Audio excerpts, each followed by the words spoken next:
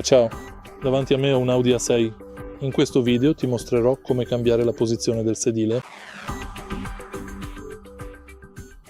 All'inizio dai un'occhiata al sedile del conducente. Proprio qui abbiamo la prima manopola, grazie alla quale possiamo reclinare il sedile. Poi abbiamo questo pulsante, grazie al quale possiamo regolare la pressione sulla colonna vertebrale dalla parte posteriore del sedile. E grazie a questa leva possiamo alzare e abbassare il sedile. Infine abbiamo una leva proprio qui, grazie alla quale possiamo sollevare la parte anteriore del sedile e possiamo cambiare la distanza del sedile con la leva proprio qui.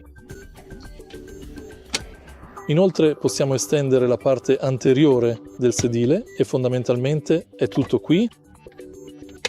Se hai trovato utile il video, lascia un like, un commento e iscriviti al canale.